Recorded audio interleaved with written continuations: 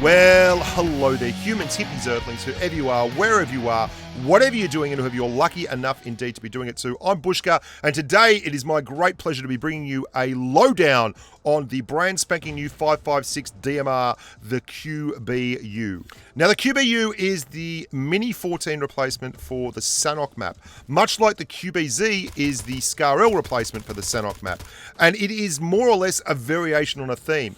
But the more part of that more or less is the important part for me, because the QBU is a very much up-tier damage variant of the Mini 14. Now, I'm going to talk to you about how the gun works, how it handles, the shell velocity, the recoil profile, but the big thing that really interests me is where it sits on the list of damage numbers. The QBU is actually a more damaging weapon than both the Mini and the SKS. In fact, it's the second most damaging world drop DMR after the SLR with 57 base damage. And that makes it an exceptionally good weapon for doing a wide variety of things and doing them well. It has a whole hell of a lot of damage. It has an awful lot of shell velocity, and it's got a good recoil profile for a gun that spits out that much lead at that kind of pace. Now, I did testing on the range with the QBU, the SKS, the SLR, the Mark 14, the Mini 14.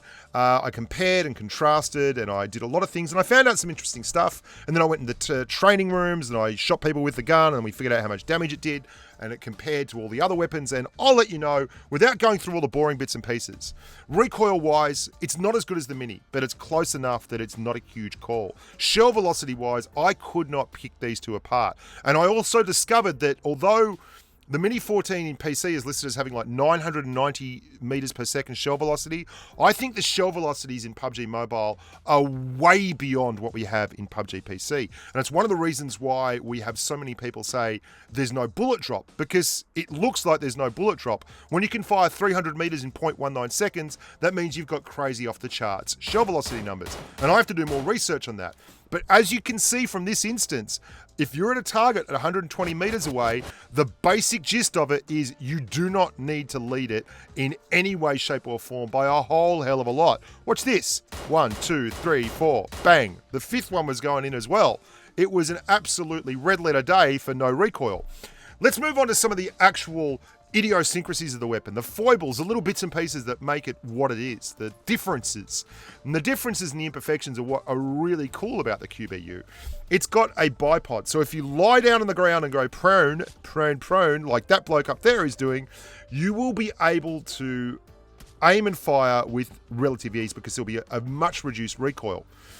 However, it's not really necessary, and although it's a nice thing to have, for me it's not a selling point, because you can see here just how easy it is to get the weapon to work, even when strafing and standing completely upright. So if you're going to go prone, then you are just going to present yourself as an easier target to the bad guys. So although it does have a bipod on the end, and that looks super cool and is a big part of why I love the gun, like the look of the gun is a massive thing for me. If I'm playing a game, the game has to sound good and look good, and the QBU ticks both those boxes in spades. But it is just giving up too big an advantage in terms of mobility on a map like Sanhok, where if someone is over 150 meters away, the grass isn't going to render, and if you're lying down prone looking to get targets with the QBU, you're going to be a much easier target than if you're looking at me and I'm moving all over the place like a lunatic. So that's the first little difference maker for me. The second one is obviously that it only has 20 rounds in the clip with an extended magazine. That means that you've got to be a little more careful on your ammo and your clip than you would with, say, a Mini 14. But you can manage that just fine. It's not a huge deal breaker for me at all, especially when you consider that when you're running, say, an SLR or an SKS or a Mark 14, the recoil means you're going to hit a lot fewer shots if you really step on it, if you really drop the hammer and press that button fast. This is more or less the style you'd employ if you were running an SKS, a 7.62 DMR with the high recoil kick. Watch how slowly I fire this. Now, this is a QBU. Now, compare that, say, to the next clip where I am in boot camp again, because, I mean, we go boot camp because a lot of people there, we like engagements, we like getting angry. Watch how fast I tap this one out at an even greater range with the QBU. Man, boom, sit the hell down. This thing is lethal. Absolutely lethal. The truth is, though, it's a DMR, a designated marksman rifle. That means it is going to be great for certain situations, but it doesn't have quite the versatility of an AR. And you can see when you're on Sanhok, people will pop from all over. From the grass and the rocks. They'll come screaming in on motorbikes. They'll be in houses camping next to you. And you're going to have to be able to run an M416 or an AKM or something that you can get automatic fire out of. And the QBU is your specialist weapon that you pull out of the box when you really, really need it. Unless you're doing footage for a film, like I was, and you had to just engage everyone with a bloody QBU come rain, hail or shine because you couldn't find one quick enough to get the footage together. No, I'm just kidding. It works in a variety of different ways, and that's good. So the bipod's interesting. It's only got 20 in the clip, which is interesting, but the positives far outweigh the negatives. The more or less in this instance is all about the more and very, very marginally about the less.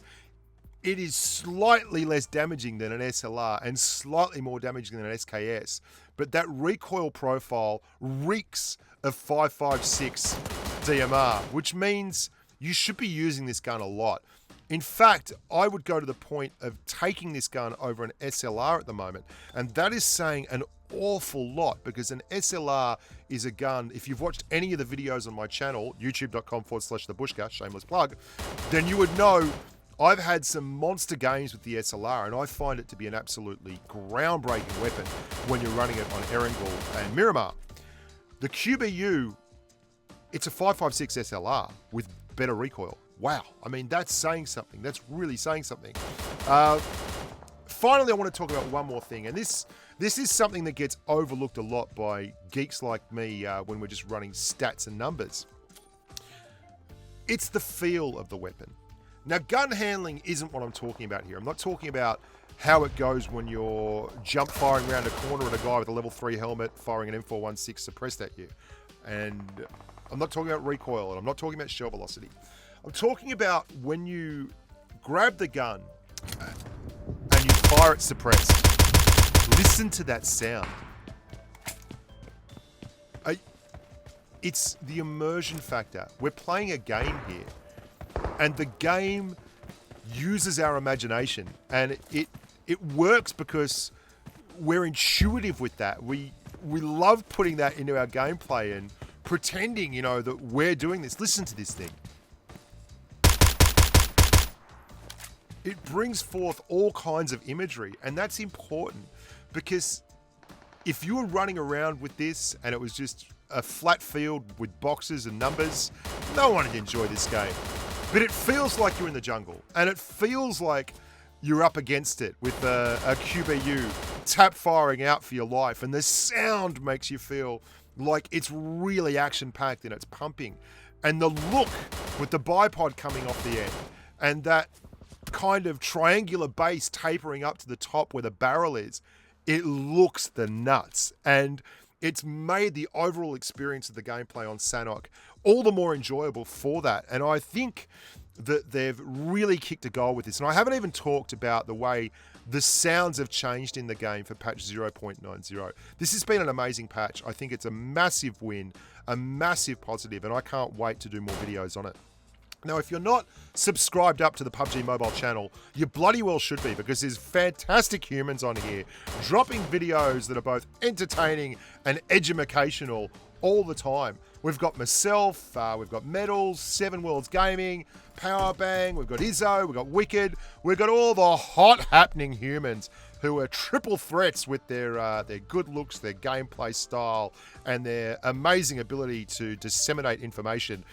And they're all here. So you should be subscribed up, and you should be having a whole lot of fun with us as we kick on with PUBG Mobile, especially post 0.90. I can't wait to see what the game brings us.